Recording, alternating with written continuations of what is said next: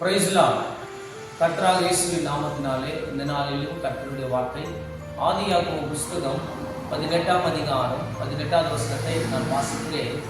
நான் செய்ய போகிற காரியத்தை ஆபிரகாமுக்கு மறைப்பேனோ என்று வேதம் சொல்லிக் கொண்டிருக்கிறது.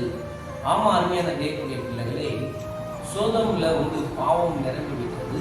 அந்த பட்டணத்தினுடைய பாவம் தேவ சமூகத்தில் எட்டினது என்று வேதம் சொல்லிக் கொண்டிருக்கிறது. அந்த பாவத்தை கர்த்தர் அந்த பாவத்தில் இருக்கிற ஜனங்களை அந்த பட்டணத்தை அழிக்க போகிறதுக்கு ஆபிரகாமுக்கு சொல்றார், நான் ஆபிரகாமுக்கு மறைப்பேனோ என்று வேதம் சொல்லிக் கொண்டிருக்கிறது.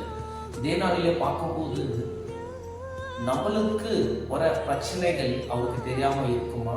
அது நம்மளுக்கு அவர் மறைப்பாரா? இல்ல, அவர் நம்மளுக்கு தெரிவிக்குவார். ஸோ அந்த காரியங்களுக்காக நம்ம ஜெபிக்க வேண்டும். ஸோ நம்ம பட்டணத்தில் வரைக்கும் போகிற அழிவுக்காக அவர் நமக்கு தெரிவிக்காமல் இருக்குவாரா? கண்டிப்பாக அவர் தெரிவிக்குவார். ஸோ நம்ம பட்டணத்துக்காக நம்ம ஜெபிக்க வேண்டும். இப்போ இஸ்ரேல் தேசத்தில் பார்க்கும்போது யுத்தங்கள் நடந்து கொண்டிருக்கிறது. நம்ம அந்த இஸ்ரேல் தேசத்துக்காக, இஸ்ரேல் பாதுகாப்புக்காக நம்ம ஜெபிக்க வேண்டும். இஸ்ரேல் ஜனங்க நம்ம ஜனங்க தானே, எல்லா ஜனங்க நம்ம ஜனங்க தானே, எல்லா ஜனங்களுக்காகவும் நம்ம ஜெபிக்க வேண்டும். ஏன்னா கர்த்தரிடத்தில் பட்சபாதம் இல்லை என்றுதான் வேதம் சொல்லிக் கொண்டிருக்கிறது. இந்த நாளில் பார்க்கும்போது நான் மறைப்பேனோ என்று சொல்லிக் கொண்டிருக்கிறார். எந்த காரியத்தையும் கர்த்தர் நம்மளுக்கு மறைக்க மாட்டார்.